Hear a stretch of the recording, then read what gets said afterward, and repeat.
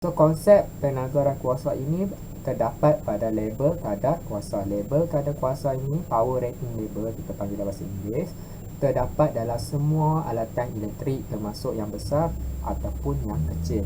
Contohnya pada laptop, pada kalkulator, pada TV, pada PC ataupun pada charger.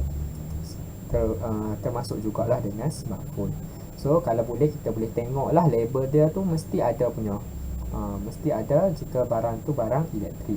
So apa yang diberitahu dalam label ni adalah mengenai maklumat-maklumat lah yang berkaitan dengan alatan elektrik tersebut. So contohnya adalah voltan, arus, frekuensi dan kuasa. So yang kita nak fokus dekat sini adalah voltan dan kuasa sahaja. So sebagai contoh, kalau kita tengok label untuk Samsung ni, dia ada tulis AC dekat sini. AC bermaksud alternating current, arus ulang alik, di mana dia punya voltan dia adalah antara 100 hingga 240 volt. So kita sentiasa pilih yang paling maksimum lah, 240 volt. 240 volt ni kena dengan voltan di rumah kita. 240 volt adalah voltan di rumah kita. Dan 60 Hz ni adalah frekuensi arus ulang alik di Malaysia. 60 Hz, di mana 60 gelombang pada satu saat.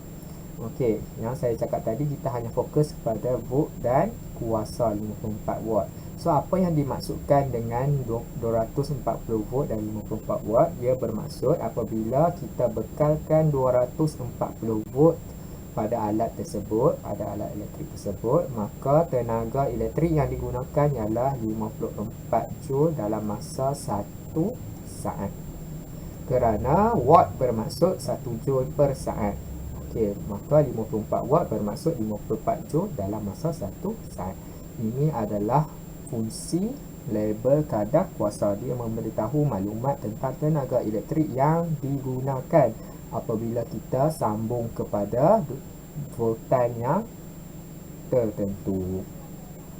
Okey, kalau kita tengok label kadar kuasa yang kedua ni daripada Dell, selalunya laptop lah.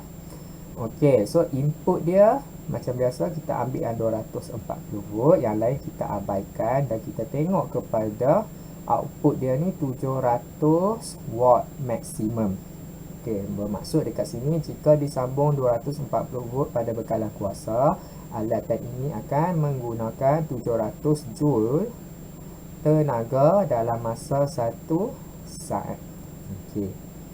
Bagaimana pula dengan label yang ketiga, Acer? So, kita cari, kita kat sini ada 240 volt dan tiada penunjuk kuasa di sini. Nah, kalau kita cari, kita tak jumpalah watt dekat sini. Maka apa yang kita boleh buat, kita kena ambil maklumat mengenai arus.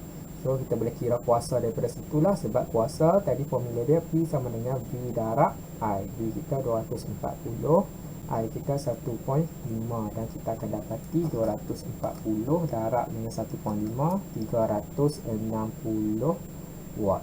Daripada sini kita boleh kira kuasa secara tidak langsung. Apa-apa pun, yang paling terbaik dia mesti kena mengandungi voltan dan mesti mengandungi kuasa. Yang lain tu tidak pentinglah untuk pengiraan kita ni.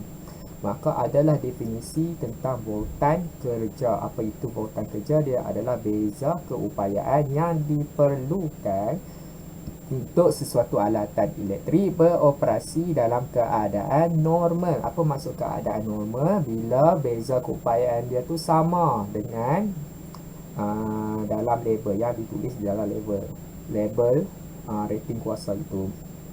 Sebagai contoh, kalau 240 ditulis, maka beza keupayaan pada keadaan normal adalah 240 volt. Kita panggil itu adalah voltan kerja dia.